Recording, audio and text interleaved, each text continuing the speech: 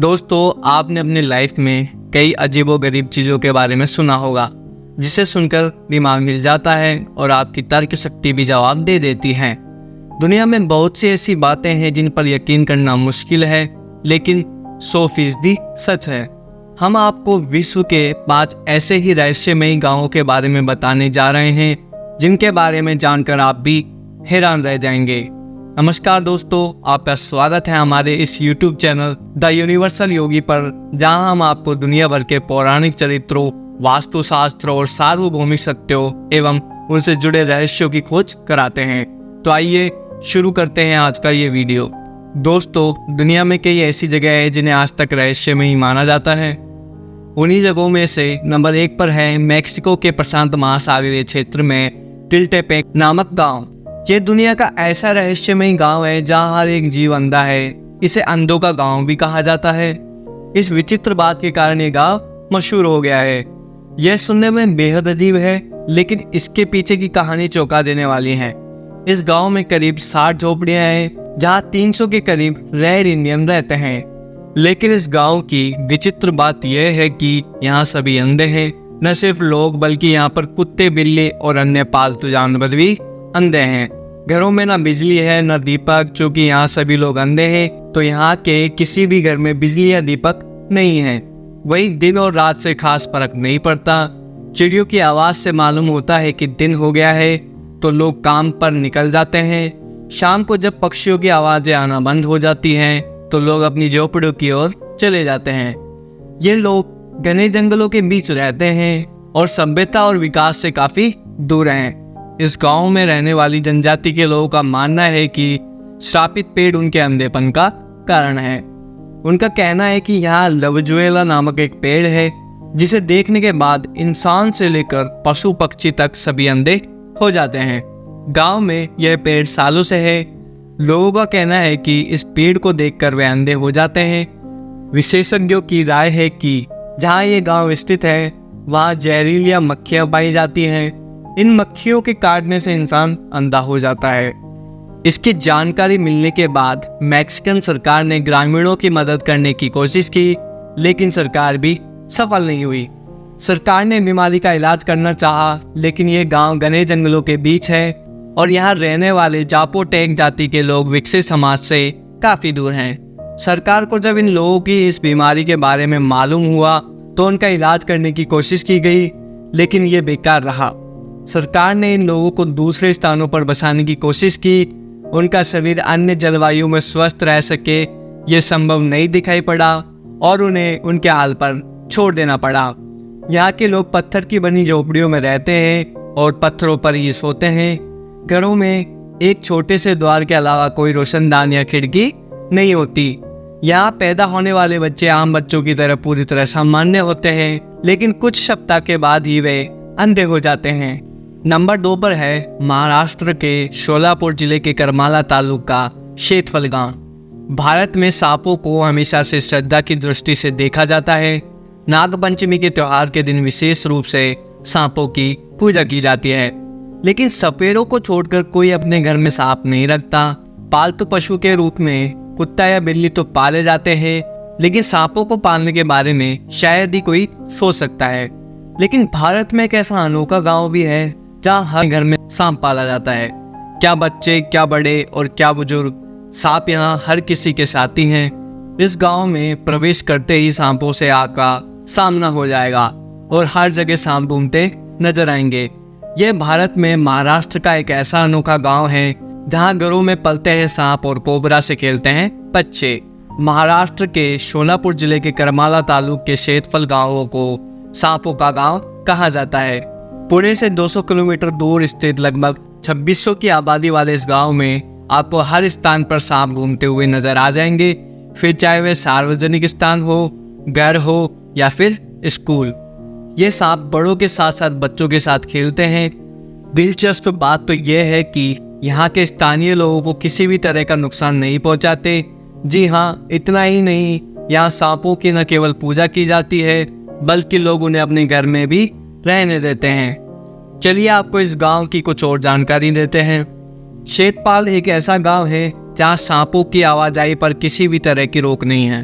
शेतपाल के लोगों को इन जहरीले जानवरों के साथ रहने में किसी भी तरह की दिक्कत नहीं है, बल्कि आपको हैरानी होगी कि यहाँ के स्थानीय निवासियों ने घर में एक विशेष कोना बनाया हुआ है जहाँ कोबरा सांप आकर रह सकते हैं, कुछ देर आराम कर सकते हैं। अगर गांव का कोई निवासी नया घर बनाता है तो वे घर के कोने में खोखली जगह बनाते हैं जहाँ सांप आ जा सकते हैं।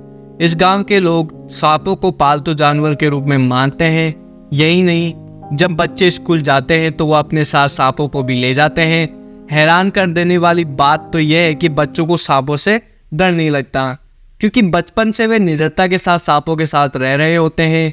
यह सब सुनने के बाद यकीनन आप यही सोच रहे होंगे कि सांप इन बच्चों को भी नहीं काटते, तो आप एकदम सही हैं। ये सांप बच्चों को भी नुकसान नहीं पहुंचाते। किसी भी बाहर के व्यक्ति को शेतपाल में आना और वहाँ घूमना फिरना थोड़ा मुश्किल होगा, लेकिन अगर आप असल में उनसे दोस्ती करना चाहते हैं तो आपको केवल कुछ दूध, अंडे और ढेर सारी चीज़ों के साथ उनसे मेलजोल बनाना होगा। गांव वालों की सांपों के साथ इस कदर दोस्ती कैसे है, इस बारे में अभी तक कोई जानकारी नहीं है। नंबर 3 पर है माखुनिक गांव। अफगानिस्तान ईरान की सीमा से सटा हुआ यह ईरानी गांव अपने आप में अनोखा है। माखुनिक नाम के इस गांव को बोनों का गांव कहा जाता है। यहाँ की लगभग पूरी आबादी आज से लगभग 200 साल पहले इतने कम कद की होती थी कि उनके घर से लेकर ज़रूरत की दूसरी चीज़ें भी एकदम छोटी बनाई जाती थी। आज भी माखुनिक में बहुत से मकान मिनिएचर मकान की तरह दिखते हैं। हालांकि अब यहाँ के लोगों के कद थोड़े बड़े हैं, लेकिन तब भी ये औसत ऊंचाई से कम ही है। साल 2005 में गांव का नाम इंटरनेशनल मीडिया की सुर्खियाँ बना, जहां वहाँ खुदाई के दौरान एक मम्मी मिली। उसकी लंबाई केवल 25 सेंटीमीटर थी। इससे पहले भी कई बार चर्चा हुई थी कि इस ईरान के इस गांव में आज से 200-300 साल पहले बौने रहते होंगे। मम्मी मिलने के बाद विशेषज्ञ इसे पक्का मानने लगे। इस बात में कोई शक नहीं कि पहले इस गांव में कम से कम कद के लोग रहते रहे होंगे। इसके पीछे एक्सपर्ट कुपोषण को जिम्मेदार ठहराते हैं। तेहरान टाइम्स की एक रिपोर्ट के मुताबिक चूँकि ये ईरान का काफ़ी बंजर इलाका है, लिहाजा यानी अनाज और फल फूल की पैदावार नहीं थी। जो थोड़ी बहुत चीज़ें उपजती भी थी वो बेर, शलजम और जैसी चीज़ें थी। गांव के लोग इसे ही खाकर गुजारा करते रहे। धीरे धीरे उनमें शारीरिक विकास घटने लगा और फिर कम कद वाले लोगों से गांव भर गया। नंबर 4 पर है इटली का विग्नेला गांव। इस गांव में सर्दियों में नहीं पहुंचती थी धूप, तो उसने अपना सूरज बना लिया। जी हाँ, सही सुना आपने। इटली का विग्नेला नाम का यह गांव एक गहरी घाटी के तल पर स्थित है। ऐसे में यहाँ सर्दियों के दौरान जरा से भी धूप नहीं पहुँचती। रोशनी और धूप जिंदगी है, इसके बिना जीवन बड़ा ही अटपटा लगता है। इंसानी शरीर क्या, पेड़ पौधे और पशु पक्षी भी धूप से ज़्यादा दिन की दूरी बर्दाश्त नहीं कर सकते। तभी तो उत्तरी इटली में पाइमोंट घाटी के एक गांव ने सर्दियों में धूप के लिए अपना सूरज बना लिया। ठंड के महीनों में वहाँ सर्दी और अंधेरे में सन्नाटा पसर जाता है, लेकिन इस समस्या से निपटने का वहाँ के लोगों ने गजब तरीका खोज निकाला है। उन्होंने धरती पर ही सूरज को उतार दिया। दरअसल गांव वालों ने धूप की ऐसी व्यवस्था की है जिसे देखकर आपको भी यही लगेगा जैसे कि उन्होंने अपने लिए एक अलग से एक सूरज का इंतजाम कर लिया हो। वाइस न्यूज़ के मुताबिक साल 1999 में विग्नेला के स्थानीय आर्किटेक्ट जियाकोमो बेंजानी ने चर्च की दीवार पर एक धूप घड़ी लगाने का प्रस्ताव रखा। मेयर फ्रेंडो मिडाली ने इस सुझाव को खारिज कर दिया। धूप घड़ी की जगह मेयर ने उस वास्तुकार को कुछ ऐसा बनाने के लिए कहा जिससे गांव में पूरे साल धूप पड़ती रहे। धूप की जद्दोजहद के लिए आर्किटेक्ट बेंजानी और इंजीनियर गियानी फेरारी ने मिलकर 8 मीटर चौड़ा और 5 मीटर लंबा एक विशाल मिरर डिजाइन किया, जिसे बनाने में 1 लाख यूरो यानी लगभग 1 करोड़ रुपए की लागत आई। 17 दिसंबर 2006 को इस प्रोजेक्ट का काम पूरा हो गया। मिरर में एक खास सॉफ्टवेयर प्रोग्राम भी लगाया गया। सॉफ्टवेयर की बदौलत मिरर सूरज के पथ के हिसाब से घूमता है। इस तरह चोटी पर लगे विशाल मिरर से गांव में दिन में 6 घंटे तक सूरज की रोशनी रिफ्लेक्ट होकर आने लगी। इस तरह से दिन में 6 घंटे तक गांव में रोशनी रहने लगी।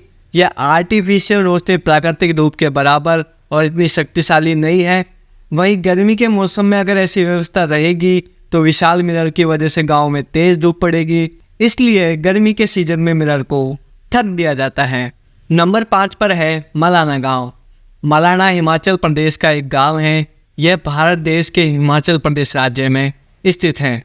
भारत दुनिया का सबसे बड़ा लोकतांत्रिक देश है, लेकिन अगर कहा जाए कि इसी मुल्क में एक ऐसा गांव भी है जहां भारत का संविधान नहीं माना जाता, इस बात पर जल्दी यकीन कर पाना मुश्किल है, लेकिन यही हकीकत है।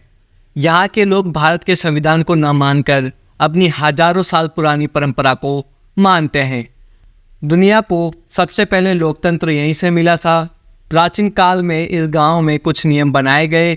इन नियमों को बाद में संसदीय प्रणाली में बदल दिया गया। इस गांव के अपने खुद के 2 सदन हैं।